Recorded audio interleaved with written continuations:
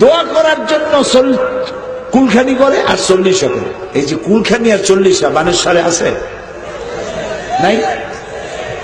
কোন হাদিসে পাইছেন? কত দেখি আমাদের কোথায় পাইলেন কুলখানি করা লাগবে 40 করা লাগবে? হাদিসে কোনো নির্দেশ নাই, কোনো অনুমতি নাই। বরং দোয়া করবেন, দোয়া করবেন। রাসূলুল্লাহ বলেছেন মৃত্যু ব্যক্তির জন্য দোয়ার চাইতে উত্তম হাদিয়া আর কিছুই নাই। সেটা প্রত্যেকদিন করবেন। 3 দিনের মাথায় 40 দিনের মাথায় করতে হবে। আমি তো ওই জিনিস করবই না যা হাদিসে নাই। যেখানে আল্লাহর অনুমোদন নাই, যেখানে রাসূলের অনুমোদন নাই, আমি তা মানি না, মানি না, মানি না। এটার নাম হচ্ছে ইবাদত। এটার নাম কি? ইবাদত। মিলেই মানুষ, ঠিক না বেটি? আবার এই হাদিসের শেষে গিয়ে হুজুর বললেন, কোন মরা মানুষের জন্য খাওয়ার তোমরা অ্যারেঞ্জমেন্ট করবা না। আপনাদের কাপাসিয়াতে মরা মানুষের জন্য খাওয়ার অ্যারেঞ্জমেন্ট আছে না নাই? 3 দিনের খাওয়া, 40 দিনের খাওয়া, এই খাওয়ার কোনো ভিত্তি নাই। মরা মানুষের জন্য কোন খাওয়ার ইন্তজামকে বিশ্বনবী কুফরি বলেছেন। আল্লাহ বুঝার তৌফিক দান করুন। আরো চিৎকার করে বলে না। ইসলামে আসলে মৃত্যু পরবর্তী চেহলাম, 40 অথবা 5 দিনের 27 ইত্যাদি নানা ধরনের আসলে আনুষ্ঠানিকতা আমরা গ্রামে গঞ্জে বা দেশে বা বিভিন্ন দেশে লক্ষ্য করি, যেগুলো আসলে মুসলিম কালচারের অন্তর্ভুক্ত কখনোই ছিল না। এটা ছিল পৌত্তলিক অথবা অন্য জাতির একটা কালচার, যেটাকে আমরা হয়তো দেখে কারো ভালো লেগেছে নিয়ে নিয়েছে। এবং তাদের কাছে মনে হয়েছে যে মৃত্যুর পরবর্তী এই যে অনুষ্ঠান, আমরা কাঙালি ভোজ করি, আমরা মানুষকে খাওয়াই, তাদের উদ্দেশ্যেই তো সওয়াব রেসানি করি ইত্যাদি ইত্যাদি। ফলে এতে খারাপ কি? এটা হচ্ছে একটা দৃষ্টিভঙ্গি, কিন্তু আসলে ইসলামে এর কোনো স্থান নেই। যেহেতু এগুলো হচ্ছে ইসলামের সেই রিচুয়াল যেগুলোর জন্য আমাদেরকে ওহির উপর নির্ভর করতে হয়, যেটাকে আমরা অন্য ভাষায় বলি তাওকিফিয়া। আল ইবাদাতু তাওকিফিয়া, এগুলো ইবাদতের অংশ, এগুলো তাওকিফি, ওহী নির্ভর। ফলে ওহীর ইনস্ট্রাকশনের বাইরে মৃত্যু আর আগে পরে দাফনের সাথে রিলেটেড কোন অনুষ্ঠান করা যাবে না। কিন্তু এখানে একটা বিষয় আছে, সেটা হচ্ছে মৃত্যুবার্ষিকী একটা হচ্ছে পালন করা। বিষয়টি খুবই ইম্পর্টেন্ট, কারণ মানে ভুল বোঝার একটু সম্ভাবনা আছে। একটা হচ্ছে মৃত্যুবার্ষিকী পালন করা, মানে গোটা করে মৃত্যুবার্ষিকী পালন করা এবং লোকদেরকে আয়োজন করে সেখানে, মানে এটা হলো একটা মৃত্যুবার্ষিকী পালন। এটা ইসলামী শরীয়তের মধ্যে জন্মবার্ষিকী, মৃত্যুবার্ষিকী এগুলোর কোনো অস্তিত্ব নেই, এবং এটি ইসলামী সংস্কৃতিও না, ইসলামী সংস্কৃতি পরিপন্থী একটি কাজ। কিন্তু আরেকটি বিষয় হচ্ছে যে একজন লোক মারা গিয়েছে, আপনি মনে করছেন যে সেই মারা গিয়েছে এই দিনে লোকদেরকে আপনি কিছু খাওয়ালেন, মানে অথবা এর আগে অথবা পরেও সেদিনকে নির্দিষ্ট না করে তাদেরকে কিছু খাওয়ালেন, দান করলেন, ইত্যাদি করলেন, সেটা মানে কোন ধরনের আনুষ্ঠানিকতায় মানে পরিণত করলেন না, তাহলে এটি নাজায়েজ বিষয়, এটি নাজায়েজ বিষয় নয়, সেটা করতে পারেন। কিন্তু যদি সেটাকে ঘটা করে আনুষ্ঠানিকতায় এবং সওয়াবের কাজ হিসেবে করার জন্য চেষ্টা করা হয়ে থাকে, কোনো সন্দেহ নেই এটি বেদাতে পরিণত হবে, এবং যারা করবেন তারা অবশ্যই গুনাহগার হবেন।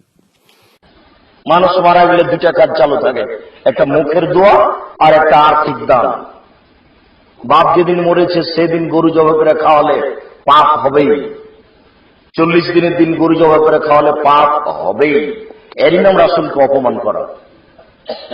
আবার আশ্চর্য, আপনাদের এলাকায় ওই গরু জবাই করেছে তো আত্মীয় স্বজন সবাই খাচ্ছে, তো বাপের নামে যেটা করেছেন সেটা তো এমনিতেই বেদাত হয়েছে, ওটা একটা পাপ। তো সবাই খাচ্ছেন কেন? যেটা করেছেন ওটা তো সাদকা, আর সাদকা হচ্ছে মানুষের ময়লা, যে ভিক্ষে করে বেড়াই সেই খাবে। তা আপনার এই সম্রাট ধনী চাচা কখন ভিক্ষুক হলো যে ওই এসে খাচ্ছে? বুঝতে পারলাম না মনে হয়। ও তো কোটিপতি ধনী, নাকি ঢাকায় থাকে, ওকে ভিক্ষুক বানালেন কি করে? ও যে এটা খাচ্ছে, মরা মানুষের নামে যেটা করা হয় সেটা সাদকা, বুঝলেন কি না? বুঝেন তো? আমি রাজশাহী চাঁপাইনবাবগঞ্জের মানুষ, এখন ভাষা বুঝতে একটু অসুবিধা হয় নাকি? শুকরিয়া, জাযাকাল্লাহ খায়র। জেনে বুঝে এরকম অন্যায় করিয়েন না। ব্যক্তি ইন্তেকাল করার পর গ্রামের লোকদের নিয়ে খাওয়ার অনুষ্ঠান করা যাবে কিনা? হ্যাঁ, যাবে। কেউ মারা গেছে, আপনি 10-20 জন, 100 জন, 400 জন নিয়ে খাওয়াইলেন, অনুষ্ঠান করলেন, হ্যাঁ করতে পারেন, যদি আপনার নিয়তে থাকে কবরওয়ালা মানুষটার উপরে একটু আযাব হোক। আপনি যদি কবরওয়ালা মানুষটিকে আযাব দিতে চান, যে এই লোকটা এত সুখে থাকবে কোন কবরে, একটু গজব হোক, একটু আযাব, আগুন জ্বলুক তার কবরে, তাহলে তার নামে একটা 40 করে দেবেন, আগুন জ্বলা শুরু হয়ে যাবে। আল মাইয়িতু ইউআযাবু বিমা নিহা আলাইহি। নবীজি বলেছেন, কাজী ইব্রাহিমের কথা নয়, কোন মৌলভী মুন্সির কথা নয়, সহিহ বুখারী জানাজা পর্বের হাদিস।